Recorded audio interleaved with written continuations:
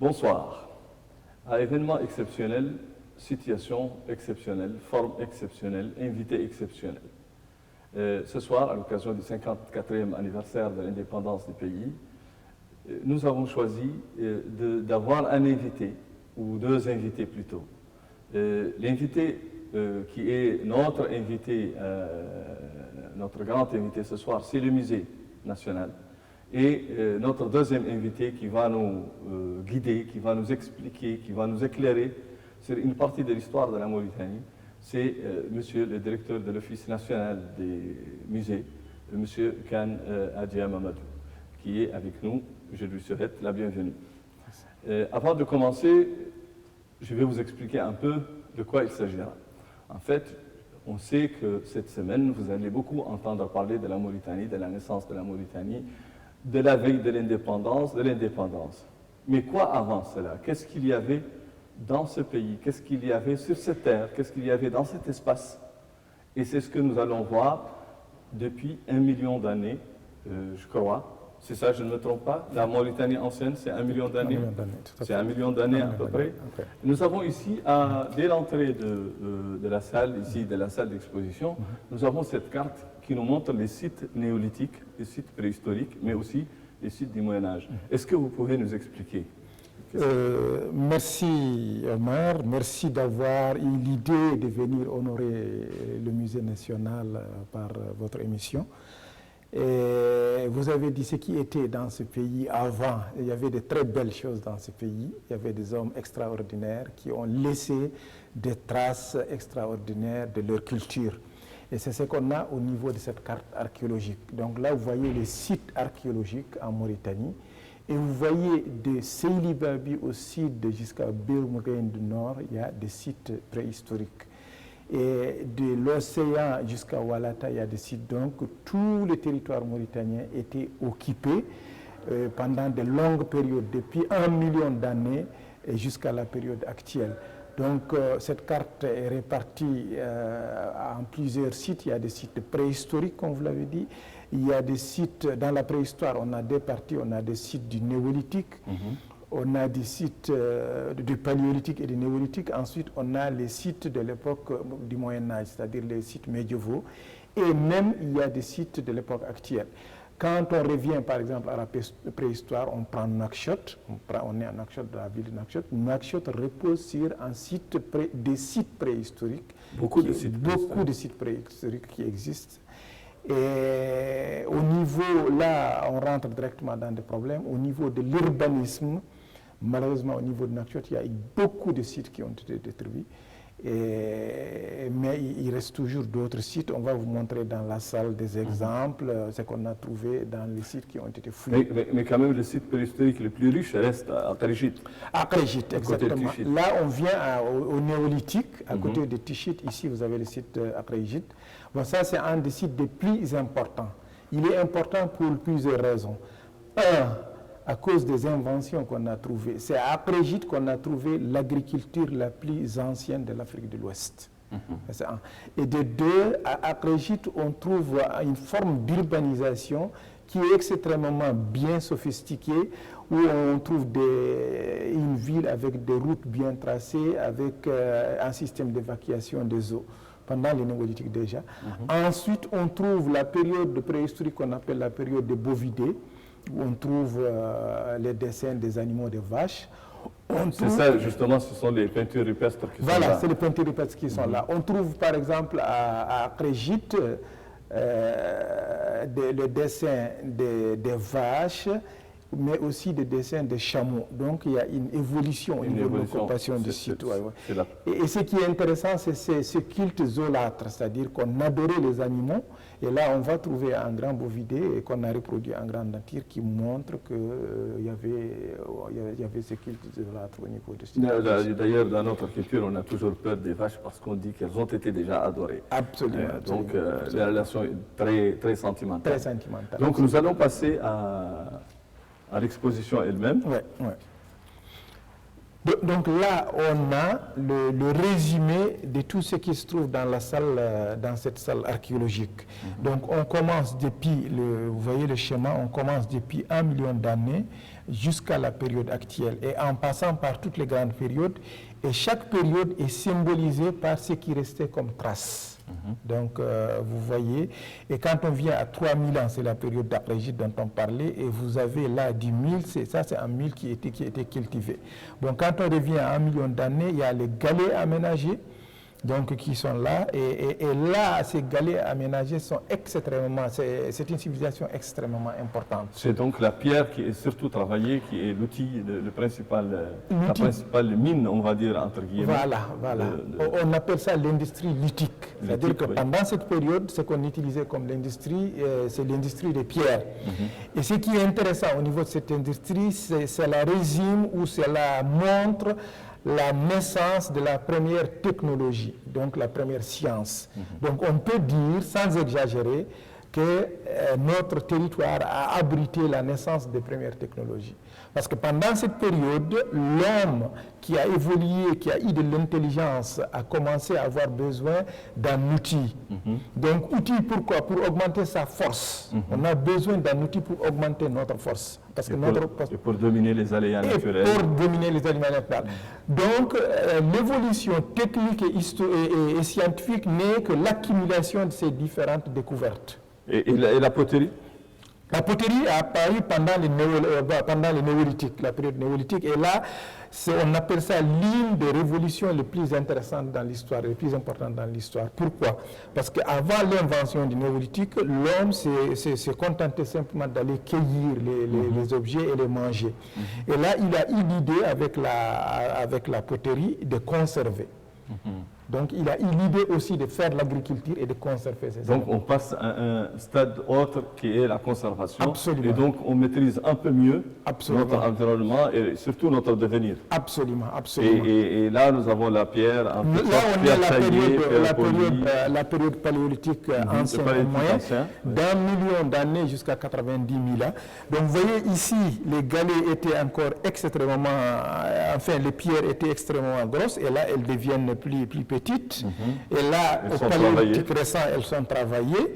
Et quand on va dans la culture néolithique maintenant, on voit l'apparition de choses assez intéressantes. C'est que ces pierres deviennent extrêmement petites. Et il y a la notion de l'esthétique qui naît chez l'homme. C'est-à-dire l'homme n'a pas simplement besoin d'un outil pour travailler, pour augmenter sa force, mais il a besoin de quelque chose de beau. Voilà. Et donc c'est là où apparaît l'art, les prémices de l'art. Exactement, c'est là où apparaît l'art. Mais apparaît autre chose aussi, c'est que cette fois-ci, l'homme a besoin d'enterrer ses morts. Donc là aussi, c'est une révolution extraordinaire, parce que c'est la religion qui apparaît. Et elle apparaît donc, et on a besoin de rites qui soient consacrés. Et consacrés aux morts, le risque de l'au-delà. Et vous avez ces pierres-là, c'est-à-dire ces boules qu'on mettait dans la bouche des morts. C'est-à-dire c'était pour les permettre, c'était pour les permettre d'aller dans l'au-delà. Donc d'aller de ce monde et changer pour aller dans le monde de l'au-delà. Et en même temps, parallèlement à la mort, apparaît aussi la vie, parce qu'on voit des ornements. Absolument. Comme je le disais, apparaît la notion d'esthétique. Donc l'homme a quelque chose de beau, donc vous avez des pierres. On a besoin de parures. Voilà, on a l'industrie des perles, et ça c'est des perles que vous avez fabriquées à partir des œufs d'Autriche. Et vous avez des œufs d'Autriche qui sont décorés. Et même au niveau de la céramique, vous allez voir que la céramique pourra prendre une autre forme. Et ça, c'est donc on rentre avec l'industrie céramique, on rentre vraiment dans ce qu'on appelle la modernité, l'homme moderne. Et là, le coquillage joue un rôle extrêmement important dans la vie. Exactement. Bon, ici, c'est dans le site du littoral, ça concerne tout ce qui est à côté de la mer, ça concerne Nouakchott. Nouakchott est situé dans ce contexte du littoral.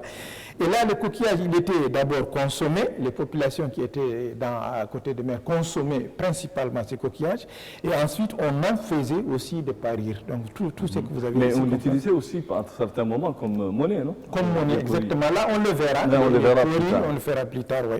Donc on est toujours dans le néolithique, et là, ce qui est important, c'est surtout l'apparition de l'écriture tifinagh pendant cette période, qui est extrêmement ancienne. Ça, c'est en Mauritanie. Ça, c'est en Mauritanie. Ça, c'est au nord de Mauritanie, vers Kallaouia. Donc, vous avez les bovidés, comme on l'avait dit, qui sont là, et avec accompagné de l'écriture tifinagh. Et là, vous avez l'apparition de l'agriculture au niveau d'Akrejit.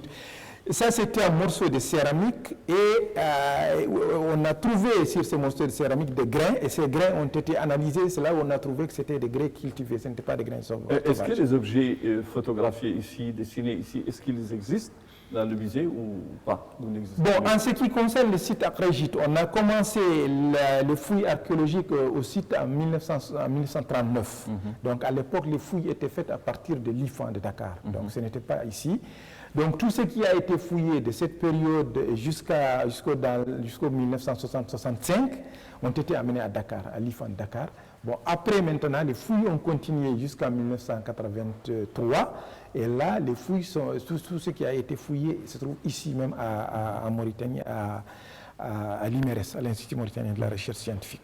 Et là, on recolle les morceaux. Oui, là, on recolle les morceaux. Qu'est-ce que c'est que cette technique-là? Voilà, ça c'est la restauration. C'est une des techniques les plus importantes dans un musée. Parce que quand on fait des fouilles, quelquefois on ne trouve que des morceaux. On ne trouve pas l'objet entier, donc il faut le recoller. Il faut ce qu'on appelle la restauration. Bon, et là, ce qu'on a montré aussi, c'est les différentes cultures qui ont existé au niveau de Nouakchott. Par exemple, on a la culture de Tin Hammam, on a la culture d'Aïn Mousse. Bon, et toutes ces cultures sont symbolisées par la céramique. Et au niveau de la céramique, on le remarque, c'est-à-dire il y a un marqueur, par exemple, la forme de la céramique, la couleur de la céramique et le décor de la céramique. Et chacune veut dire quelque chose. Absolument, chacune correspond à une culture. À une culture à donnée. Une culture bien donnée, oui. Et ça, c'est la démonstration qu'il y a eu en faste quand même. Absolument. Il y a eu un faste. Bon, parce qu'on trouve énormément ces instruments dans le Sahara. Et on s'est dit que, vu leur nombre, ça ne pouvait pas être simplement utilisé par des grains sauvages, mais qu'il y avait des grains cultivés. Et tous ces dessins-là, c'est en Adrar? Voilà, tout ça c'est à Adrar vers Kallaouia. Donc vous voyez, c'est tout un livre qui est là. Bon, c'est toute une surface où les hommes ont préféré laisser vraiment leur trace, donc leur histoire. Donc vous avez vu, tout est découvert. Vous voyez ici, c'est une girafe. Donc là, il y avait une girafe. Donc à Kallaouia, il y avait des girafes. Absolument, à l'époque. Absolument, à l'époque. C'est quand même extraordinaire. Ouais, vous avez des éléphants. Donc vous voyez que, et là aussi, on a la carte. Vous voyez toutes ces cartes, tout ce que vous voyez ici comme point, c'est des sites préhistoriques. Des sites préhistoriques. Absolument. Là où il y a l'art rupestre. Là où il y a l'art rupestre, oui. Bon, ici, c'est la même chose. On est au néolithique. Et là, il y a quand même une particularité qu'il faudra souligner, c'est l'apparition du fer. Bon, ici, on était encore, à la pierre, mais on a trouvé cette pièce en fer qui est extrêmement rare. C'est donc la métallurgie du fer qui commence déjà, oui. Bon, et là, on arrive au site d'Akrejit, comme on le disait. Donc, vous voyez, là, avec la photographie aérienne, on a trouvé énormément de villages dans ce qu'on appelle le Dar Tichit Walata. Donc, cette distance qui va de Tichit jusqu'à Walata, on a trouvé plus de 400 villages néolithiques. Donc, vous voyez, la carte, elle est là. Bon, et là, c'est au niveau d'Akrejit. Donc, vous voyez, ça, c'est l'urbanisme dont je parlais. C'est les constructions qui sont... Oui, c'est assez avancé pour l'époque. Pour l'époque, très, très, très avancé même. Là, vous avez ce qu'on retrouve comme sorte d'animaux. Donc, là, vous avez les vaches. Là, vous avez l'apparition du chameau, donc on a déjà le chameau qui apparaît. Et là, il y a un chameau, et là, on voit des lions. Donc tout ça, c'est des choses assez particulières. Et ces vaches, on voit une personne. La présence de personnes prouve qu'il y a... Il y a domestication. Voilà, il y a la domestication. Bon, autre chose intéressante aussi qu'il faudra souligner ici, c'est qu'on montre, par exemple, les pieds des vaches. Bon, ça, c'est lié aussi à la société, à l'existence de la société. Parce que dans nos sociétés, que ce soit la société Mor ou Poulard et autres, on dit que c'est une sorte de proverbe, on dit que les 4 puits de vase sont divisés. C'est-à-dire qu'il y a une des mamelles qui appartient au veau, un deuxième qui appartient au voisin qui habite à côté, le troisième appartient à l'étranger qui vient, et le quatrième appartient au propriétaire de la vache. Que c'est symbolique. Il n'a qu'un quatrième. Donc là, on s'est mis en exemple. Donc là, on a le bovidé qui prouve qu'il y avait un culte zolâtre qu'on a reproduit en grandeur nature. Ici. Donc il est exactement comme ça dans la roche. Il fait 4 mètres de long et 2 mètres de hauteur. Bon, et c'est un animal hermaphrodite. Hermaphrodite parce qu'il représente le Dieu. Ah, d'accord. Ouais. Donc, dans la connaissance Dans la culture de l'époque, on considérait que le Dieu est un être complet. Donc, étant un être complet, il doit être mâle et femelle à la fois. d'accord. Bon, et cette civilisation est plus ancienne que la civilisation égyptienne. Donc, elle a influencé la civilisation égyptienne. Oui, elle est très, très ancienne. Même, c'est pas le contraire. Non, là, on doit recorriger l'histoire. C'est-à-dire que les civilisations sahariennes sont plus anciennes que les civilisations égyptiennes, et c'est quand il y a eu la sécheresse que les populations sont déplacées vers la vallée du Nil. D'accord. Ouais. Et là, bon, là, on entre dans la période proto-historique. Et là aussi, c'est une chose extraordinaire. Donc, vous voyez la forme de ces instruments, c'est exactement comme les autres formes de la pierre, mais ce qui change ici, c'est la matière. Cette fois-ci, on a le cuivre. Au lieu d'utiliser la pierre, parce qu'on venait de découvrir le cuivre à Zouérat, et là aussi, il faut le souligner, ce cuivre de Zouérat est l'un des plus anciens, et un autre site où il y a des cuivres à Nioro, c'est le plus ancien de l'Afrique qu'on a découvert en Afrique. Bon, c'est là où il y a eu des armes quand même. Absolument. Là, vous avez des armes, vous avez la parure qui était utilisée. Bon, et l'apparition maintenant de ces métaux, c'est-à-dire le cuivre après le fer, sera accompagné par la constitution des royaumes. Parce que ça, c'est le pouvoir. Bon, imaginez, celui qui a, par exemple, cette arme en cuivre est beaucoup plus puissant que celui qui a une arme en pierre. Donc, commence la domination. Commence la domination qui est liée à la puissance. On est plus puissant militairement, on domine. Et donc, les royaumes. Les royaumes, voilà. Et là aussi, c'est la même chose. Il y a eu ce qu'on appelait la route de chars. Il y a eu l'existence de chars pendant cette période en Mauritanie. Donc, vous voyez, ça, c'est une char qui est peinte. Donc, une influence romaine. Une influence romaine, oui. Bon, il y a une route de chars qui descend du Maroc vers la Mauritanie. Tout ce que vous voyez, c'est des routes de chars qui ont existé. Donc, vous voyez, ça, c'est des chars attelés à des vaches. Bon, là, maintenant, on entre, oui. Non, allez-y, voilà. continuez, parce que je voulais justement faire la transition entre le pouvoir et, exactement, la naissance. Ici, maintenant, c'est la naissance de la métallurgie avec le fer. Bon, ça, c'est un fer qui a été découvert à Tekdaous. Donc, les fouilles de Tekdaous. Tekdaous, qu'on verra plus tard, dont on parlera plus tard. Absolument. Et donc, on continue. Voilà, là, on est à Tekdaous, c'est la céramique. On est à Tekdaous ici. Tout ça a été trouvé dans des fouilles. Et ici, c'est ce qu'on appelle la céramique bourgeoise, la céramique qui était utilisée par la classe bourgeoise de Tekdaous. Donc, vous voyez la forme, vous voyez les couleurs, il y a des différences. Quand vous voyez, par exemple, cette céramique... Oui, c'est plus fin, c'est mieux travaillé. C'est plus travaillé. Bon, là, on est toujours à Tekdaous. Mais tout ce qu'on a ici, c'est des marchandises étrangères. Donc, qui sont venues à travers le commerce transaérien. Du nord, du sud? Du nord vers le sud, parce que je vois quelque chose qui est absolument. Là, vous avez, par exemple, les lampes romaines qui viennent de la Tunisie, de Carthage. Vous avez cette céramique émaillée qui vient de l'Andalousie. Et vous avez, plus important, ces verres que vous avez ici. Ces verres c'est des verres fatimides qui viennent d'Égypte. Wow. Ouais, qui viennent d'Égypte et qui sont extrêmement rares. Et ça, c'est des marques pour la monnaie. Donc, on faisait déjà la monnaie. Ça, c'est des dinars pour faire la monnaie. Ah, ça, c'est pour faire la absolument, monnaie. Absolument, pour marquer la monnaie déjà. Donc, tout ça, c'est Tekdaous. Bon, on est toujours à Tekdaous. Là, on a ces poupées. Bon, ces poupées étaient liées aux connaissances. Il y avait à l'époque, avant l'arrivée de l'islam, le culte de la fécondité, donc qui était traduit par des poupées, des sortes de poupées. Et ensuite, on est toujours à Tekdaus. Vous voyez qu'à Tekdaus, on utilisait, il y avait le coton, bon, il y avait le tabac. Ça, quand même, c'est énigmatique. Oui. C'est énigmatique parce que vraiment, on se pose la question, est-ce que les gens fumaient le tabac ou est-ce qu'ils fumaient autre chose? Oui. Et là aussi, vous c'est de grosses pipes c'est de très grosses qui ressemblent un peu aux pipes qu'on a connues quand on était enfant. Absolument. Et qui n'existent plus, malheureusement. Absolument, tout à fait. On est toujours dans les merveilles. Ça, c'est une balance la plus ancienne trouvée en Afrique de l'Ouest, à Tekdaus aussi, qui servait à peser l'or.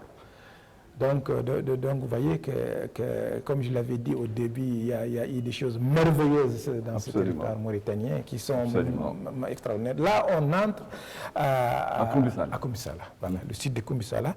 Bon, on l'a représenté ici par la céramique aussi qui est utilisée, et ça, c'est la céramique locale. Et on voit des variétés au niveau de la céramique, aussi bien la forme que la couleur. Mais tout ça concerne surtout la céramique qui était consommée par la société. Et la forme dépend de l'utilisation. Si on veut l'utiliser pour le beurre, pour le lait, pour les grains. Voilà, pour les grains. Et ici, on a une chose intéressante, c'est les fibres en cuivre qui étaient utilisées comme monnaie. Donc, quand on faisait des achats des choses qui ne sont pas très importantes, c'est ce qu'on utilisait. Et quand c'est plus important, on utilisait l'or. D'accord. Ouais. Ici, c'est les fruits. Ici, c'est les fruits. Donc, tout ça, c'est Kumbisala. Donc, dans Kumbisala, il faut rappeler qu'il y avait deux villes. Il y avait la ville où habitait le roi et il y avait la ville des commerçants où habitaient les musulmans. Donc, les fouilles ont été réalisées surtout à cette partie de la ville musulmane. Et donc, ça, c'est un des quartiers des artisans qui a été fouillé. Donc, vous voyez la construction et comparer cette construction à la construction des anciennes villes actuellement. Et là, on peut passer directement à la mosquée, à la maquette de la mosquée. Oui, de Kumbisala. Donc là, on a mis le texte de El Bekri qui nous disait qu'il y avait 12 mosquées à Kumbisala, dont une pour la prière de vendredi. Et ces mosquées étaient toutes situées dans la ville musulmane. Il y avait une seule mosquée qui était construite auprès de la maison du roi, pour les gens qui venaient travailler avec le roi. Sinon, toutes les autres mosquées étaient dans une autre ville. Donc cette mosquée, elle est là, tout ça, cette maquette, tout ça a été fouillé, cette partie n'a pas été fouillée. Donc vous voyez le plan, ça c'est des colonnes, des traits. Bon, elle a une histoire assez intéressante parce qu'elle a été construite en 2 siècles.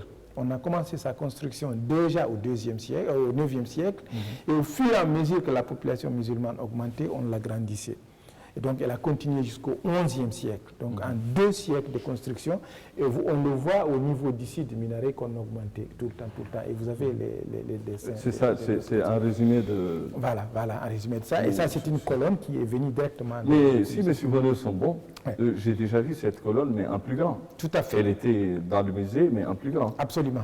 Dans les années 80-70. Absolument. Bon, elle a été à un moment donné démontée, donc il y a eu une perte de certaines pierres, donc on a récupéré récemment ce qui restait de pierres qu'on a reconstruit. C'est pourquoi maintenant elle n'est pas grande comme vous vous souvenez à l'époque. Bon, et c'est quoi? C'est de l'époque, de la même époque? C'est médiéval? C'est local? Ça c'est médiéval, ça vient de cette mosquée. C'est-à-dire que c'est cette mosquée, on a fouillé cette mosquée, ces colonnes, vous voyez ces colonnes qu'on a amenées, les photos qui sont là-bas. Donc ça c'est médiéval. Bon, oui. Qu'est-ce qu'il y a là? Ici vous avez un décor, bon ça c'est un décor floral, qui est là, et ça c'est des écritures qu'on a trouvées à la mosquée, mais les archéologues ont trouvé que c'était renversé. C'est-à-dire que c'est bon. Et l'hypothèse qui est retenue, c'est que ces décors et ces écritures rappellent un peu l'islam chiite. Or, vous savez que les Almoravides ont conquis Kumbisala et les Almoravides sont sunnites. Absolument. Donc, tous les signes qui rappellent... Les sunnites sévères aussi. Voilà. Bon, tous les signes qui rappelaient l'islam d'obédience chiite ont été enlevés, ont été renversés. D'accord. Et là, on a le niveau de fouilles qui existait, les photos de fouilles qui existaient. Les photos de fouilles qui existaient. Et c'est toujours arrêté à ce niveau. Depuis quand il n'y a jamais eu de fouilles? Malheureusement, on a arrêté les fouilles depuis 1984. Bon, on avait voulu reprendre récemment, mais il y a eu cet incident malheureux de la Lègue.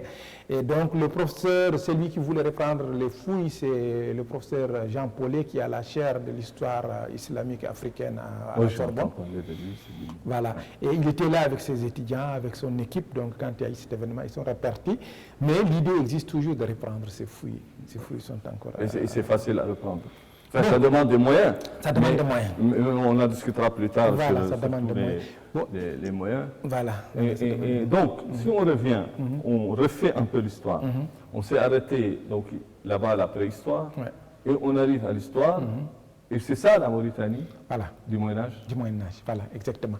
Bon, cette carte résume pas simplement la Mauritanie, mais toute la sous-région. Parce que ce que l'auteur a fait ici, c'est qu'il a essayé de retracer tout ce qu'il y avait comme empire et tout ce qu'il y avait comme mouvance des populations. Et les de Sophie Berthier. De Sophie Berthier, exactement. Vous connaissez Sophie Berthier. Ah voilà, c'est ça, Sophie Berthier qui a fouillé à Kumbisala. Donc ici, ce qu'on a en bleu ici représente l'empire Tekrou, qui était un petit empire, et qui avait une importance économique avec la saline d'Aoulil. Bon, ensuite, ce que vous avez ici, c'est l'empire du Ghana, donc Kumbisala, Aoudagost. Ensuite, vous avez l'empire du Mali qui est en bleu, et l'empire Sonrai qui est plus grand.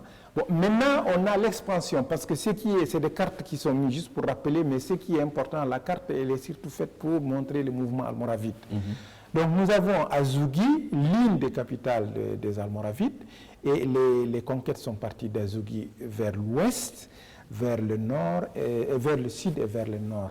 Donc là, on a la conquête de Kumbisala en 1076. Ensuite, on a les conquêtes au nord et la fondation de Marrakech. C'est les Almoravides qui sont les fondateurs de Marrakech en 1060. D'ailleurs, Youssef Tachfin est enterré. Exactement. Donc, le mouvement a connu 3 phases. Sa phase mauritanienne, qu'on appelle la phase saharienne, la phase marocaine, et ensuite, il continue jusqu'en Andalousie. Ça, c'est la phase andalouse. Et là, c'est quand même merveilleux.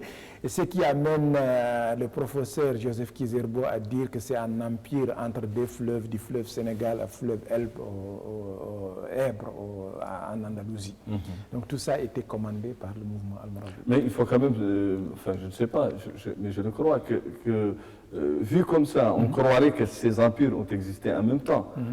Mais non, ils n'ont pas existé en même temps. Là, on le montre ici. Par exemple, Ghana, on met 10e siècle, Mali, on met 14e siècle. Et arrêtons-nous au Ghana, parce qu'il est important de rappeler un peu que c'est le premier État de la région à exister.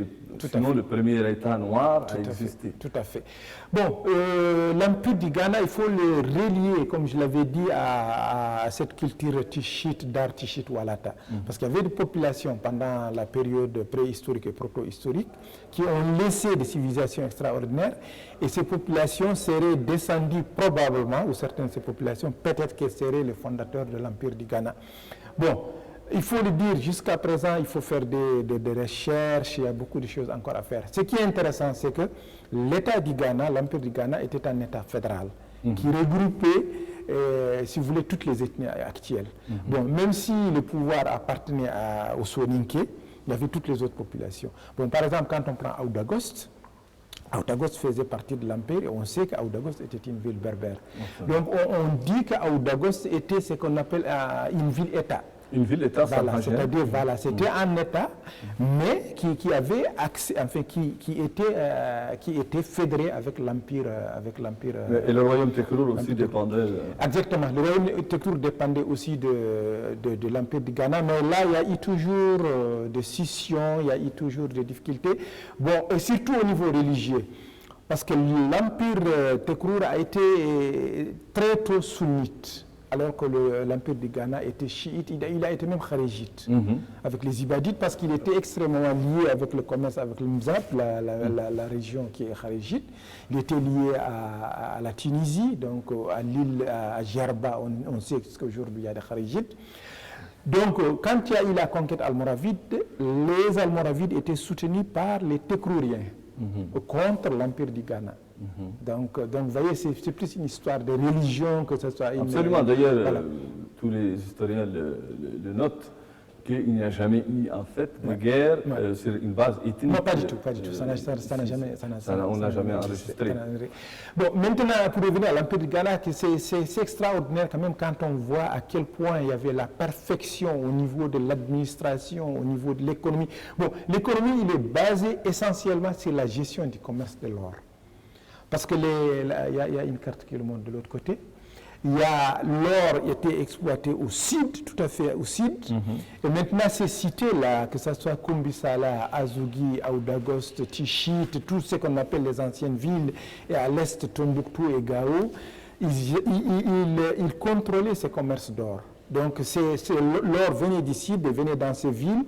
Les commerçants venaient du nord pour échanger l'or ici, au niveau de ces villes. Donc, c'est ce qui a donné l'importance au niveau de ces villes. Et c'est ce qui a donné la chance d'être un État véritablement, au sens moderne, au sens centralisé du terme. Au sens moderne. Et je crois qu'on peut le rappeler quand même à nos chers téléspectateurs. Le Ghana actuel s'appelle les Gold Coast.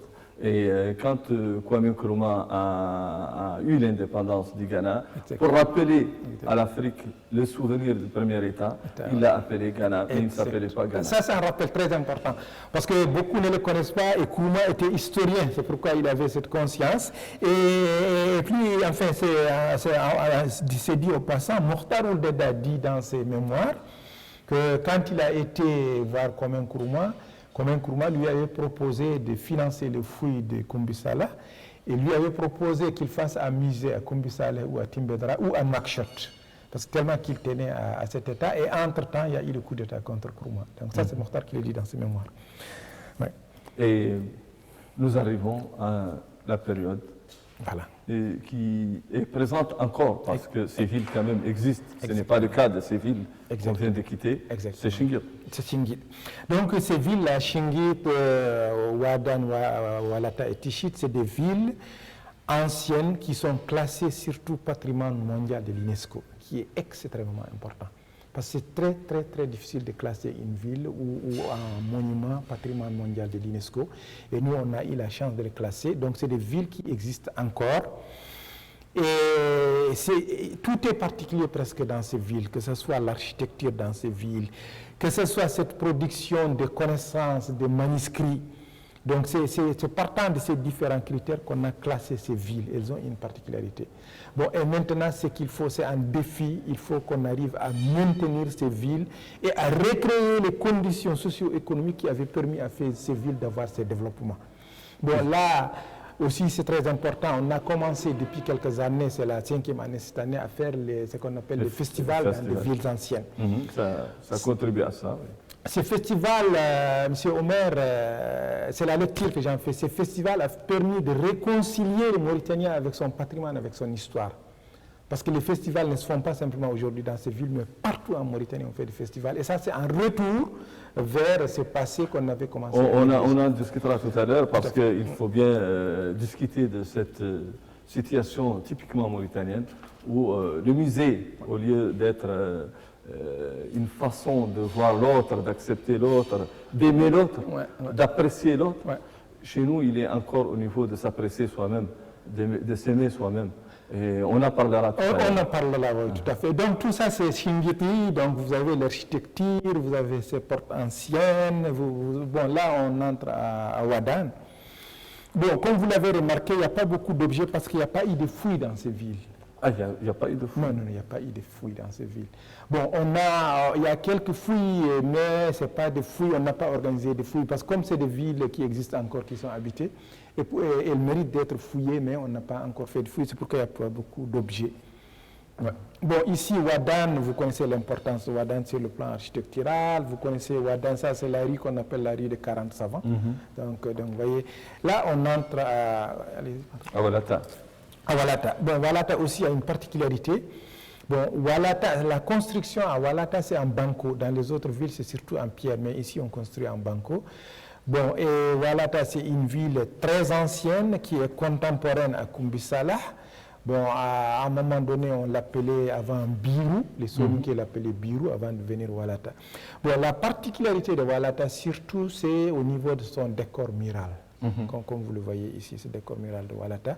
Bon, heureusement qu'on continue à faire, mais qui n'est pas bien étudié. Il y a eu un anthropologue suisse, Jean Gabi, qui l'a étudié. Bon, sinon, il n'y a pas d'autres études et il faudra continuer à faire vraiment des études sur ça. Bon, nous arrivons aux manuscrits qui ne sont pas très nombreux, parce que je crois que vous les gardez. Ouais, ouais.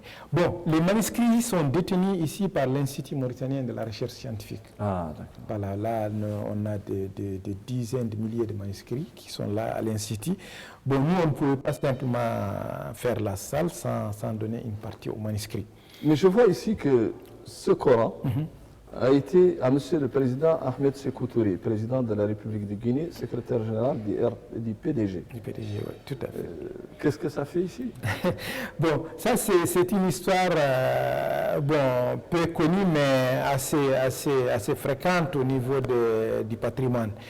Ça, c'est un Coran, comme vous l'avez dit, qui appartenait à Ahmed Sékou Touré et c'était un cadeau qui lui a été offert par Gamal Abdel Nasser, le président Gamal Abdel Nasser. Et ce Coran a été trouvé ici au marché de Nouakchott. Quelqu'un le vendait et le poète Kabr Hachim l'a acheté et il l'a donné au musée. Donc, voyez comment le patrimoine, ça aussi, c'est un grand sujet de discussion. Voilà, de discussion. Notre rapport au patrimoine. Le retour du patrimoine. Bon, en tout cas, nous, on ne l'a pas caché, on l'a montré. Et si nos amis guinéens le réclament, pourquoi pas, on va peut-être le... Bon, maintenant, on va faire la lumière un peu sur... ici, c'est quoi? Nous voyons la monnaie, des monnaies, c'est les dinars allemands, la vie. Absolument. Ici, cette vitrine, elle regroupe des collections trouvées de manière fortuite, c'est-à-dire que ça ne vient pas de fouilles. C'est des objets qu'on a trouvés. Ici, en ce qui concerne ces dinars, on avait trouvé dans les années 1968 à Charoum, à côté de Tejigja, un coffret qui contenait des dinars. Donc, c'est ces dinars, c'est les photos de ces dinars qu'on a ici. Bon, qui existent toujours. Qui existent toujours, mais les dinars appartiennent à l'IMERES. Ils n'appartiennent pas au musée, mais le coffret appartient au musée. Et le coffret n'est pas là, comme vous l'avez remarqué, parce que simplement on a envoyé au Louvre une exposition qui est organisée actuellement sur la dynastie almoravide. Une exposition qui va faire le Louvre quelques mois et qui va aller au Maroc. Donc, ils connaissaient... Et pas en Mauritanie, non. Non, malheureusement. Mais ils savaient qu'on détenait ces dinars, qu'on détenait ces coffrets. Ils ont demandé à ce qu'on... Parce qu'on peut parler aujourd'hui dans le monde, on peut disserter, on peut exposer sur la dynastie almoravide sans en référer à la Mauritanie. Mais on le faisait, mais plus maintenant. Parce que maintenant, quand même, il faut le dire, parce que c'est au niveau de l'Espagne surtout qu'on croyait que la dynastie venait uniquement du Maroc. Mais il y a une fondation au Maroc qui s'appelle la Fondation des Legado de l'Andalousie, qui travaille maintenant sur ces thèmes. Et ils ont eu même en 2007, je crois, ou 2008, à exposer chez nous l'architecture almoravide en Andalousie. C'est extrêmement rare. Et même actuellement, on va faire une exposition avec l'ambassade d'Espagne sur l'architecture musulmane en Andalousie, mais pas uniquement almoravide. Donc là, il faut le dire, le mouvement almoravide a comme berceau, comme source de départ ici en Mauritanie. Bon, s'il s'est développé par la suite au Maroc et ensuite en Andalousie, ça n'empêche pas que c'est un mouvement qui est parti d'ici. Et ça, c'est une côte de maille. Voilà, ça c'est une côte de maille qu'on a trouvée aussi de manière fortuite, ça ne vient pas de fouilles, on l'a trouvée dans la région de Kumbisala. Et ça, c'est ce que portaient les guerriers. Et c'est probable que ça soit d'origine espagnole, c'est-à-dire d'Andalousie. Il y avait des relations qui existaient. Et c'est quoi ça? Bon, ça c'est un objet un peu énigmatique. C'est du cuivre que vous avez ici. Bon, la théorie la plus retenue actuellement, c'était une manière de thésauriser le cuivre. Donc les gens riches moulaient leur métal et quand ils en avaient besoin, ils pouvaient en prendre au fur et à mesure. Bon, il faut rappeler ici quand même dans la région, surtout dans l'Empire du Ghana, le cuivre était plus important que l'or. On échangeait 1 gramme de cuivre contre 3 grammes d'or. Pourquoi? Parce que simplement c'était un élément rare par rapport à l'or. Il y avait beaucoup d'or. Or, le cuivre venait du nord, il n'y avait pas beaucoup de cuivre. C'est ce qui a eu les Soninki alors. D'un point de vue marchand. Bon, on arrive aux monnaies. Et je vois que vous exposez ici beaucoup de choses. Oui, bon, là c'était une exposition qu'on avait faite, une exposition temporaire sur la monnaie et finalement on a décidé de la maintenir. Donc là, l'objectif c'était de faire une exposition sur notre monnaie nationale, l'Ouguia, mais on a voulu remonter l'histoire pour voir ce qui existait comme monnaie avant. Donc là, vous avez par exemple du tissu, du coton, et là c'est El Bekri qui nous dit que ce tissu était utilisé dans l'empire Tekrour comme monnaie qu'il appelait Djegiyat. Bon, nous avons les Koris. Bon, ces Koris venaient des îles Maldives. Ouais. Bon, et comme c'était rare, plus c'est important, ils étaient utilisés comme monnaie. Bon, ces Koris, par exemple, en Poulard, on les appelle Tchède. Et dans l'empire du Massina, c'est-à-dire au Mali jusqu'à actuel, on continue à appeler la monnaie Tchède. Donc, vous voyez comment voilà. Voilà. Et donc, ça, c'est les fibres de cuivre qui étaient utilisées à Kumbisala comme monnaie. Et là, il y a une particularité, c'est qu'on utilisait aussi les plumes d'Autriche comme monnaie, mais surtout à Ouadane et uniquement avec les Portugais. Donc, c'était un monopole économique déjà. Les Portugais avaient besoin de ces plumes d'Autriche, de monopoliser. Et on a trouvé dans les manuscrits un texte qui parle de cette monnaie utilisée, de plumes d'Autriche utilisées comme monnaie à Ouadane. Et ensuite, on a les sels, donc, qui étaient utilisés comme monnaie. Bon, on a la photo du dinar almoravide et jusqu'au franc CFA, et maintenant l'évolution jusqu'à ce qu'on a eu à inventer l'Ouguiya. L'Ouguiya national qui a bien changé de couleur. Qui a changé de couleur, effectivement, et de forme. Bon, c'est les choses évoluent, oui, effectivement. En moins de 40 ans. Nous allons nous arrêter à quelques moments que vous allez nous expliquer. D'abord, ici, c'est un événement important, c'est quelque chose qui va faire connaître la Mauritanie au-delà de l'histoire, au-delà de... c'est quelque chose qui est lié à l'art, c'est un événement majeur, c'est le naufrage de la Méduse. De la Méduse, absolument. Bon, ici, on a l'île d'Arguin, donc, qui a été extrêmement important au niveau de l'histoire, parce que la première arrivée des Européens sur le continent africain, c'était en Mauritanie et c'était ici, sur cette île. Donc, ils sont arrivés en Mauritanie en 1044. Et depuis leur arrivée jusqu'à la période récente, l'île devient un point stratégique au niveau de la géopolitique, parce que toutes les puissances voulaient monopoliser cette île. Donc, après les Portugais, il y a eu les Hollandais, après il y a eu les Brandebourgeois, il y a eu les Anglais et les Français. Et là, par exemple, on a retracé les constructions qui étaient à l'époque où l'île était occupée par... Et elle était bien fortifiée, quand même. Voilà, par les Hollandais. C'était des forts. Bon, les Portugais qui étaient venus ici, bon, c'est pourquoi aussi, je le rappelle toujours, quand on parle de la résistance en Mauritanie, il faut remonter à cette époque. Parce qu'il y a eu la résistance de population qui ne voulait pas de la présence des Portugais pendant cette période. Et ils étaient venus chercher de l'or, ils n'en ont pas trouvé, et l'hostilité de population a fait qu'ils sont émigrés pour aller vers le Ghana actuel. Ils ont créé un fort qui s'appelle El Mina, au Ghana, qui existe jusqu'à présent. El Mina veut dire les mines. Donc vous voyez, la résistance déjà remonte à cette période. Donc cette histoire de Méduse, c'est quand le Sénégal, particulièrement le Saint-Louis, était occupé par des Anglais dans les années 1800, et il y a eu des accords, les Français devraient reprendre la ville de Saint-Louis, donc ils ont équipé un bateau avec le gouverneur français qui devrait aller s'installer à Saint-Louis, et il a échoué au niveau de Bandarguin, de cette île, et ils ont construit une sorte de Méduse pour sauver les populations. Bon, le gouverneur lui-même et sa famille sont allés, les autres qui étaient dans cette sorte de Méduse, enfin Ça a été immortalisé par le peintre Géricault. Par le peintre Géricault, bon. Voilà, ils étaient extrêmement nombreux, des centaines de personnes, il n'y a eu que 19 cannibalisme. Voilà, exactement. Et quand même, Voilà, et ça c'est un thème important, ce qu'on appelle l'archéologie sous-marine, c'est-à-dire que sous la mer, il y a des choses, on peut faire des fouilles bon, ça, on a trouvé sous la mer, au niveau de la région, de ces liés en canon. Et on sait que le bateau était équipé de 4 canons, mais on a trouvé juste un canon. La deuxième parenthèse concerne Nouakchott, parce que je tiens à ce que vous nous expliquiez et je tiens à ce que nos téléspectateurs sachent que le Nouakchott d'aujourd'hui n'a rien à voir avec le Nouakchott d'avant. Absolument. C'est quoi? Bon, ici on commence d'abord par ces briques, là on n'a que des briques et quelques bois. Ça c'est le premier fort de Nouakchott qui a été construit de janvier 1903 au mois de mars 1904. Donc là, quand quand Koppolani a convaincu les Français, la colonisation française, l'État français, qu'il pouvait reconquérir la Mauritanie sans faire la guerre, de manière pacifique, il a commencé par la région de Trarza. Bon, il y avait des conflits entre l'émir et les marabouts, mais il est arrivé quand même à résoudre le problème sans avoir fait la guerre.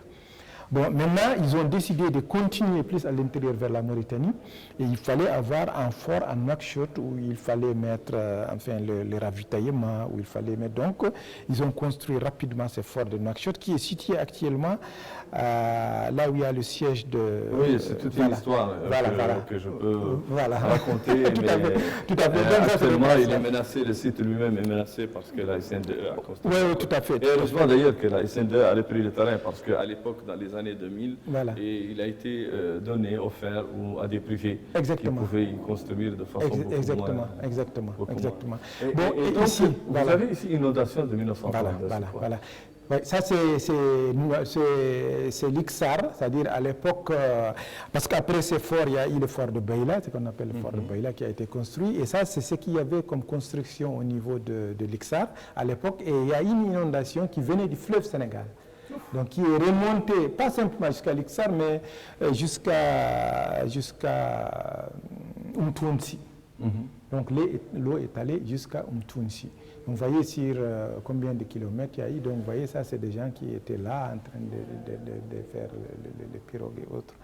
Donc, bon, c'est des choses, on souhaite que ça ne se reproduise pas, mais c'est des choses... Mais il faut tenir compte de ça quand même, il faut tenir compte de ça, parce qu'on ne sait jamais avec le climat comment ça peut arriver. Donc tout ça, c'est des constructions qui étaient très fragiles parce que c'était en argile. C'est des constructions, ça date de 1913. Donc c'est le poste de Nouakchott, on l'appelle le fort de Frère Jean, exactement, c'est ce fort qu'on a ici. Oui, c'est justement à côté du cimetière du Xar, juste en face, là où il y a le CND, c'est un peu plus haut que la SND.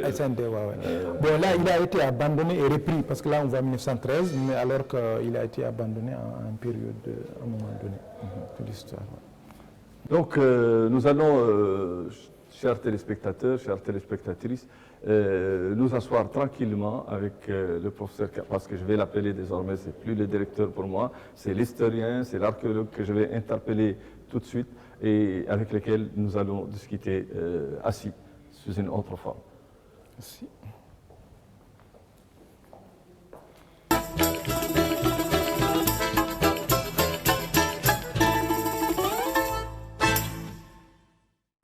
Donc, nous revenons, nous sommes dans la salle d'ethnographie et nous sommes en face de M. Khan, qui va cette fois-ci être interpellé en tant qu'historien, archéologue, en tant que pratiquant, disons, de cette, on va l'appeler science.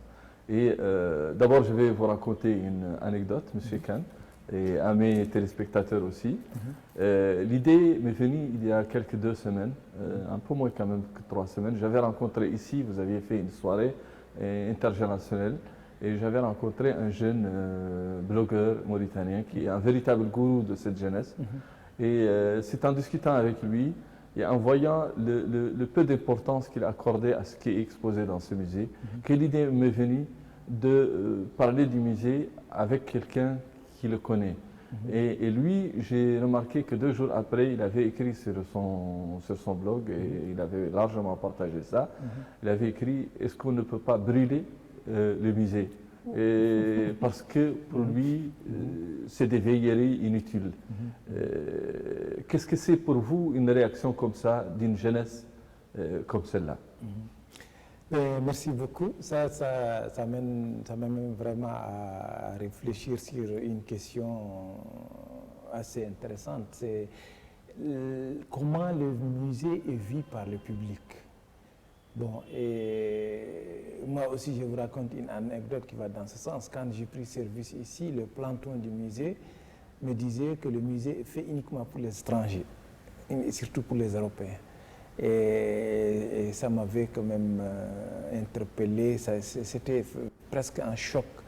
Donc on a initié ce qu'on appelait le musée vers le public. C'est-à-dire comme le public ne vient pas au musée, nous on se déplace vers le public. C'est-à-dire on se déplace dans le quartier de Nouakchott, on fait des expositions. Et on a eu aussi dans le même cadre, un autre programme qui s'appelait le musée vers l'école. Le musée va à l'école. Donc on va dans des écoles, on expose. Bon, le résultat de tout ça, c'est qu'effectivement, on s'est rendu compte que les gens ne savaient même pas qu'est-ce qui se trouve dans un musée. Ils l'ont oublié, ils ne savent pas ce qu'il y a dans le musée. Bon, et là, on doit un peu corriger ce que le jeune a dit. C'est-à-dire le musée, comme on le croit, ce n'est plus ce lieu qui garde des vieilles choses, non. Le musée est devenu aujourd'hui une sorte d'avant-garde de tout ce qui se passe dans la société, particulièrement en ce qui concerne la culture. Bon, si on rappelle brièvement les tâches des musées, ça consiste à faire ce qu'on appelle les collectes, c'est-à-dire on va aller collecter des objets qui sont les témoins d'une civilisation et d'une culture. Mais ça, ce n'est pas simplement les cultures passées, mais même les cultures présentes. On les conserve, c'est-à-dire on les garde, mais pas simplement pour ça, mais en troisième phase, la plus importante, on les met à la disposition du public. C'est-à-dire le public doit avoir cela. J'ai vu une définition du Conseil international des musées, qui dit, je cite, le musée est une institution permanente, sans but lucratif, au service de la société et de son développement, ouverte au public, qui acquiert, conserve, étudie, expose et transmet le patrimoine matériel et immatériel de l'humanité et de son environnement à des fins d'études, d'éducation et de délectation. Absolument. Qu'est-ce que vous offrez ici? Qu'est-ce que, finalement, est-ce que cette méconnaissance ou cette indifférence vis-à-vis du musée, est-ce qu'elle vient finalement du peu que le musée offre? Est-ce qu'elle vient d'une rupture qui a eu lieu historique entre le public et le musée? Parce que moi, j'appartiens à une génération qui fréquentait beaucoup le musée. Et à l'époque, jusqu'aux années 80, la fréquentation du musée national était très forte. Et surtout qu'il y avait là une maison aussi de la culture, il y avait une bibliothèque nationale. Est-ce que ça vient de cette rupture? Est-ce que ça vient du rapport finalement que nous avons avec le patrimoine, qui est un rapport très ambigu? Autant nous chantons le passé, autant nous dépressions le véritable patrimoine. Pour vous, en tant que spécialiste, où est le problème? Absolument.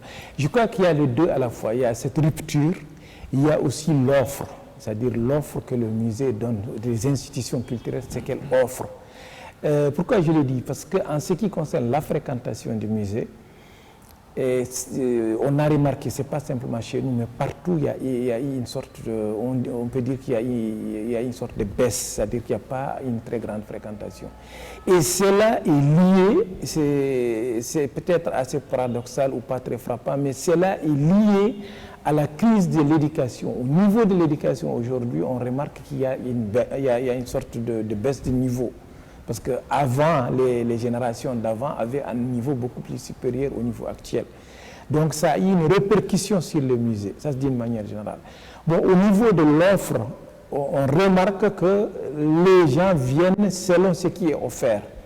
Bon, nous, on a remarqué ici, au niveau du musée, les deux manifestations qui drainent plus les populations, c'est des expositions, des activités qui se rapportent à l'islam. On organise par exemple une activité avec l'école turque. Ils exposent des photos du patrimoine du prophète qui existe dans un musée en Turquie, où on trouve par exemple les chaussures du prophète, son livre, son sabre. C'est des photos, mais ces photos drainent des populations inimaginables. Ils viennent voir ça.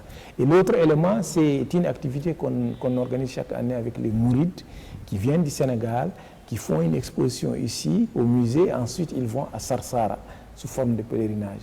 Donc là, c'est des activités qui drainent énormément de population. C'est pour vous dire que l'offre qu'on donne au public est très intéressante pour drainer le public. Et le reste aussi, il y a les traditions. Il ne fait pas partie de nos traditions d'aller vers le musée parce qu'on ne sait pas ce qui va dans le musée. Donc là, au niveau du musée, il y a des efforts à faire pour que les populations viennent. Bon, et l'autre rôle important qu'on a négligé, c'est le rôle éducatif du musée. C'est-à-dire que le musée, c'est comme une école, le musée, c'est comme l'université. C'est-à-dire que les gens viennent au musée pour apprendre, et pour apprendre aussi de manière empirique, de manière directe. Par exemple, quand on a une leçon sur les Almoravides, bon, on l'a en classe de manière théorique, mais là, quand on vient au musée, on voit des objets qui ont appartenu aux Almoravides. Donc, ça crée un autre lien. Absolument, ça matérialise, c'est ce que nous faisions. Nous, voilà, exactement. Et vous aussi, parce que... Exactement. Et ça va dans l'autre rôle que vous avez dit en dernier, c'est le fait de délectare, c'est-à-dire le fait d'apprécier ces choses, parce qu'on voit ces objets. Donc on est lié, là, ça déclenche en nous le côté émotif. Par exemple, en restant sur l'exemple des Almoravides, quand on prend en main le dinar almoravide, on sait que c'est ça, un dinar almoravide qui avait appartenu à Youssouf Ntachifine. Vous voyez, c'est que ça crée comme émotion. Ou quand on prend un objet qui vient de Kumbisala, vous voyez, pour les populations, c'est que ça peut provoquer comme réaction, même pas au niveau intellect, mais au niveau émotionnel. Donc c'est ça le verbe latin de délectare, le fait d'apprécier quelque chose. Donc ça, c'est la particularité du musée. Donc le musée est devenu en avant-garde, comme je le disais, parce que le musée doit aborder tous les thèmes. Le musée doit avoir des activités sur le patrimoine matériel, sur le patrimoine immatériel, sur le politique de la société. Le musée, c'est la société. Et l'objectif, c'est de créer ces liens entre les populations, la société et le musée. Et quelle est la place aujourd'hui du musée dans la politique culturelle publique? Oui, bon, là, la place est extrêmement importante. Parce que quand on parle, par exemple, quand on se limite à notre pays, la politique culturelle, elle met l'accent, par exemple, sur la diversité culturelle. Bon, la diversité culturelle est inscrite maintenant au niveau de la Constitution. Bon, là, c'est au niveau, bon, quand on parle de diversité culturelle, peut-être c'est un peu abstrait, mais la concrétisation vraiment de l'idée de la diversité culturelle, c'est au musée. Ici, dans cette salle, vous trouvez la représentation. Et aussi dans l'histoire, en remontant à l'histoire, on découvre que les vocations naturelles de la Mauritanie sont celles-là qui sont justement exprimé dans la Constitution, c'est-à-dire un pays de convergence, un pays pluraliste, un pays à diverses populations, à divers ancrages. Absolument, absolument. Bon, et ça ne remonte pas aussi d'aujourd'hui, ça remonte de la période préhistorique. C'est-à-dire la configuration de l'habitation aujourd'hui ou la cohabitation des populations qui sont en Mauritanie aujourd'hui, c'est une chose qui remonte depuis le paléolithique, depuis la période préhistorique. Bon, et ça, tout cela, toutes ces étapes, comme on l'a vu, sont retracées au niveau du musée. Donc là, il y a vraiment une offre, mais il faut venir au musée pour le voir. Bon, par exemple, nous, quand on se déplace pour aller exposer, on ne peut pas transporter tous les musées, mais quand on vient, on peut donner l'avant-goût aux populations, ensuite ils viennent. Bon, on l'a remarqué d'ailleurs, ces expositions qu'on fait a amené quand même une population. Vous voyez, un directeur du musée, un conservateur n'est jamais satisfait, il veut toujours avoir plus de population, mais quand on fait aujourd'hui le bilan, on voit vraiment qu'il y a une amélioration. Il y a eu, à un moment donné, une politique des musées, enfin les ethnologues ont parlé de cette fonction de donner le goût de l'autre. J'en parlais tantôt avec vous. Moi, j'ai l'impression qu'un musée comme le nôtre et des expositions comme les nôtres, on a besoin d'abord de nous donner le goût de nous-mêmes, le goût de soi-même. Est-ce que ce n'est pas ça finalement? Est-ce que ça ne sert pas à se ressourcer aussi, à comprendre que cette terre, que cet espace a eu quand même une histoire, une très grande histoire? Bon, vous avez raison, il y a de ça. C'est-à-dire, il faut d'abord, quand on refait l'histoire, quand on fait cette visite au musée, surtout la salle archéologique, qu'est-ce qu'on remarque? Ce qu'on remarque, c'est qu'il y a eu un moment de notre histoire où on a été le maître de nos destins. Être maître de son destin, c'est pouvoir produire tout. Quand on va depuis les galets aménagés jusqu'à la période du Moyen-Âge, on avait tout produit, on maîtrisait tout nous-mêmes. On ne dépendait de rien, on ne dépendait pas d'autres. Donc là, déjà, c'est le rôle que le musée doit jouer, c'est-à-dire que la personne ait la confiance en elle-même. C'est-à-dire que quand on est conscient qu'on a eu à produire dans le passé une civilisation qui n'avait rien à envier avec les autres civilisations, ça nous motive à aller vers l'avant. Donc ça, c'est la première des choses. Bon, maintenant vient l'autre idée que vous avez évoquée. Effectivement, c'est en s'enracinant qu'on peut s'ouvrir. Si on n'est pas enraciné, on ne croit pas à ce qu'on a, on ne donne pas de la valeur à ce qu'on a, Quand on ne s'ouvre plus, ça devient une aliénation, on s'aliène. On fait le mimétisme, on essaye d'imiter les autres, de singer ce que font les autres, mais on ne part pas de ce qu'on est nous-mêmes. Et donc c'est ça l'avantage du musée, on dit que le musée sauvegarde, mais en sauvegardant aussi, le musée provoque la création. Parce que quand on s'inspire de ce qui a été fait dans le passé, on va vers la création. Mais tout de suite, parlons d'autre chose, parce que tout à l'heure, quand on parlait de Koumbe Salah, on parlait de ces villes enfouies et de ces fouilles qui ont existé, on a dit qu'elles se sont arrêtées. Aujourd'hui, si on veut les reprendre, est-ce qu'il y a un personnel mauritanien? Parce que c'est le lieu aussi de rendre hommage aux Français, surtout aux Européens en général, mais aux Français, aux Sénégalais aussi, parce qu'il y a des Sénégalais qui ont participé, à quelques Mauritaniens qui ont aussi des étudiants de Robert Vernet, de Robert Saison, de Serge Robert et de cette première génération. Est-ce qu'il y a aujourd'hui une ressource humaine pour continuer le travail ou pour reprendre le travail? Bon, vous avez évoqué une période quand même assez intéressante, comme vous l'avez dit, il faut rendre hommage à ces gens, que ce soit Robert Vernet, que ce soit Bernard Saison, Serge Robert. Bon, ces gens ont commencé Mouni avant eux. Donc c'est des gens qui ont quand même initié les fouilles en Mauritanie, mais bien sûr en appliquant la politique du pays. Bon, c'est le régime à l'époque, le maître Mokhtar Oudada, qui donnait vraiment l'importance aux fouilles. Donc ils ont appliqué ce travail, bon, ils ont fait des fouilles à partir de l'IFAN, parce qu'à l'époque on dépendait de l'IFAN, on avait notre section de l'IFAN à Saint-Louis. Donc ce travail a été fait. Bon, actuellement, peut-être qu'il y a eu, enfin, ça a baissé, il y a eu un délaissement. Parce que pour faire des fouilles, on ne peut pas aller faire des fouilles comme ça. Il faut d'abord avoir des études, avoir un programme. Peut-être que ces études ont manqué. Bon, quand on prend l'exemple de Koumbe Salah, par exemple, bon, là, Raymond Mouni voulait écrire, donc c'est pourquoi il est allé faire ses fouilles. Ensuite, il y a eu Serge Robert.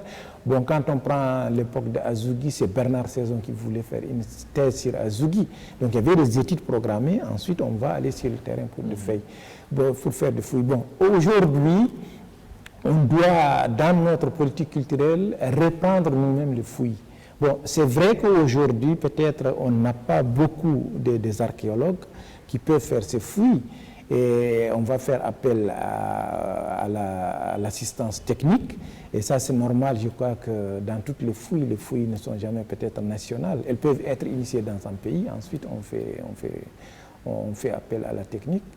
Mais c'est vrai qu'il faut quand même penser à former. On a besoin d'une formation, pas simplement en archéologie, mais dans tous les domaines du patrimoine.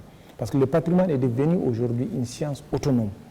Bon, avant, on avait l'habitude, par exemple, de croire que tout celui qui a fait histoire ou histoire-géographie peut aller travailler au ministère de la Culture. Mais ce n'est plus ça. Maintenant, il faut être spécialisé. Dans les domaines du patrimoine, il faut une spécialisation. Or, cette spécialisation nous manque. Je crois qu'il faut quand même... Est-ce qu'il y a des archéologues mauritaniens? Bon, actuellement, il y a quelques archéologues, mais ils ne sont pas nombreux, ils se comptent au bout du doigt. Bon, et je crois qu'à l'époque actuelle, l'université ne forme pas des archéologues. Il est prévu que la formation reprenne, mais pour le moment, je crois depuis l'ENS, on n'a pas formé. Donc avec les professeurs Bouba, Mohamed Navo, Yandi, tout à fait, il n'y a pas eu de nouvelles générations. Je crois qu'il n'y a pas eu de nouvelles générations. Bon, il y a eu quelques générations formées à l'étranger, bon, qui ne sont pas nombreux. Mais comme les fouilles sont arrêtées, comme on ne fait pas de fouilles, je crois que ça n'a pas donné tellement envie. Bon, il y a eu d'autres qui sont spécialisés dans la préhistoire, qui font des fouilles. Bon, actuellement, au niveau de l'Institut mauritanien de la recherche scientifique, il y a des archéologues qui accompagnent les sociétés pétrolières dans leur recherche, c'est-à-dire qu'il faut toujours qu'il y ait un archéologue présent. Et quand on découvre, par exemple, un site préhistorique, ils font l'étude du site rapidement, ils laissent les sociétés continuer le travail. Donc il y a une assistance. Donc au moins pour préserver, voilà, pour savoir que là, voilà. Mais ce n'est pas le cas dans l'urbanisation. Vous avez parlé tantôt du problème de l'urbanisation. Absolument. Le problème de l'urbanisation est un grand grand problème qui concerne toutes les villes et particulièrement nous ici à Nouakchott. Parce qu'à Nouakchott, l'urbanisation a eu quand même à détruire beaucoup de sites. Et je crois que là, il faut donner de l'importance à l'archéologie préventive. C'est-à-dire que quand quelqu'un construit, s'il tombe sur un site préhistorique, il faut qu'il arrête ses constructions, que les archéologues viennent faire rapidement les fouilles, ce qu'on appelle les fouilles de sauvetage. Ensuite, on continue les constructions. C'est comme ça que ça se passe partout dans le monde, et je crois qu'on doit l'appliquer. J'ai vu qu'on parle de l'Office national des musées. Il y a d'autres musées en Mauritanie que celui-là? Bon, l'Office national des musées est créé récemment parce que le musée n'a jamais été autonome, notre musée national. Il a dépendu à un moment donné à la Bibliothèque nationale, à un moment donné à l'Institut mauritanien de la recherche scientifique, ensuite il est revenu à la Bibliothèque nationale et maintenant il est devenu autonome et l'office a été créé. L'objectif c'était de créer, bon l'objectif est toujours, c'est de créer des musées régionaux, c'est-à-dire dans toutes les capitales régionales, créer chaque année ou chaque 2 ans un musée. C'est ça l'objectif. Ce n'est pas encore fait. Ce n'est pas encore fait, mais ça reste un objectif. Mais il y a des musées privés, j'ai vu. Il y a des musées privés. Est-ce qu'on a le droit d'avoir... Bon, ça aussi c'est une grande discussion. Bon, est-ce qu'on a droit d'avoir ou est-ce qu'on n'a pas droit? Bon, la question c'est de voir ce qu'on met dans les collections. C'est-à-dire là où un privé ne doit pas avoir dans son musée, c'est les collections archéologiques. Les collections archéologiques, qui ne viennent pas de fouilles archéologiques, des objets qu'on a ramassés de tort à travers sans avoir fait de fouilles scientifiques ne doivent pas être dans des musées. Mais si un privé met dans son musée, par exemple, des collections ethnographiques ou les manuscrits ou les photos ou tout autre aspect du patrimoine, ça c'est permis. Par contre, pour l'archéologie, c'est une très grande question. C'est une question qui reste posée. Parce que ça appartient à l'État, c'est une propriété de l'État, et ensuite ça ne peut provenir que des fouilles. C'est-à-dire quand on va ramasser par exemple, ça devient des fouilles illégales. Et scientifiquement, on ne peut rien tirer de cela. Quand vous venez, vous tombez sur un site, vous les prenez, vous creusez, vous prenez des objets, vous les amenez, ces objets n'ont plus de valeur scientifique. Parce qu'on ne peut pas les reconstituer dans leur contexte. Et ensuite, c'est en vol. Parce que ça, c'est le bien de l'État. Le bien de la communauté. De la communauté qui sont volés. Donc ça, on avertit toujours les détenteurs de musées privés pour leur dire de ne pas du tout avoir de collections archéologiques dans les musées privés. Sinon, avoir des musées privés, c'est une très bonne idée. Parce que la meilleure manière de garder un patrimoine, c'est de créer un musée. Parce que ça prouve qu'il y a une conscience, les populations sont en train de prendre une conscience de l'importance du patrimoine. Là, en créant des musées, en protégeant ces musées. Ça, je trouve ça fort intéressant. Et vous, peut-être, on arrive à la fin de cette rencontre, mais quand on regarde le cahier d'or, le livre d'or que vous avez, moi je suis un peu nostalgique d'une époque où la Mauritanie quand même recevait sur son sol tous les mouvements de libération du Vietnam, de la Guinée-Bissau et des Cap-Verts, le PAIGC, la Palestine. Tout le monde, il y a beaucoup de signatures d'Arabat, des présidents arabes, des premiers responsables du gouvernement provisoire du Vietnam, de tous ces mouvements-là, de l'ANC. Mais vous avez aussi des listes de personnalités mauritaniennes qui ont visité le musée. Qu'est-ce que ça vous fait aujourd'hui? Est-ce que vous vous sentez abandonné? Est-ce que aujourd'hui, quand vous regardez ça, est-ce qu'on sent quelque chose, un abandon, une mise à l'écart, une mise à la marge? Non, je ne trouve pas. Bon, on est toujours nostalgique de l'histoire, mais il n'y a pas un abandon. Bon, cette période que vous avez vue, c'est-à-dire ça reflète une époque où la Mauritanie avait joué un rôle extraordinaire au niveau international, c'est-à-dire au niveau de sa diplomatie. Mais je crois qu'on est presque à la même période actuellement. Bon, ici au niveau du musée, je vous ai montré l'ancien livret d'or, mais le livret d'or actuel, si on le regarde aussi, on va voir que tous les présidents qui sont passés en Mauritanie sont venus au musée. C'est-à-dire que tous les présidents qui viennent au musée, les grandes personnalités sont amenées ici dans le musée. Donc je crois que sur ce plan, il y a une continuité. Quand même, on continue toujours à jouer ce rôle et le musée continue toujours à être le témoin de ces passages de ces populations. Bon, je crois que, mais bon, c'est normal, la nostalgie, on est toujours nostalgique, effectivement. Absolument, c'est une nature humaine. Est-ce que parmi les présidents qui sont venus ici, lesquels vous avez paru le plus... Enfin, qu'est-ce que vous retenez? Bon, je retiens tout parce qu'ils sont tous intéressés quand ils passent, mais celui qui m'a plus frappé, c'était le président malien. Boubacar Keïta, Ibrahim. Bon, pourquoi? Parce qu'il a eu à faire des fouilles à Kombisala. Il a eu Serge Robert comme professeur. Donc là, quand il est venu, il a vu des fouilles de Kombisala. Évidemment, il était extrêmement content dans ça. Sinon, tous ils étaient intéressés. Et le président tchadien, quand il a vu la route de chars que je vous ai montré, il était extrêmement content. Mais ce qui ressort de tout ça, c'est qu'il se retrouve. Quand ce qu'il voit ici, il se retrouve dans ce qui existe chez eux. Donc, vous voyez, ça c'est... Ils retrouvent un peu leurs racines. Ils retrouvent leurs racines, ils retrouvent presque la même civilisation. En fait, moi j'ai comme l'impression que c'est ce que nous ratons un peu, c'est qu'on ne comprend pas que nous avons les racines de tout le monde ici, y compris des Américains, noirs américains, avec les Ghana, avec tout ça, quelque chose qu'on peut utiliser. Absolument, absolument. Depuis la préhistoire, ça ne date pas simplement de Ghana, depuis la préhistoire, on voit que les populations aujourd'hui, la plupart sont formées dans le Sahara, et le Sahara, ça fait partie de notre pays. Merci, monsieur le directeur.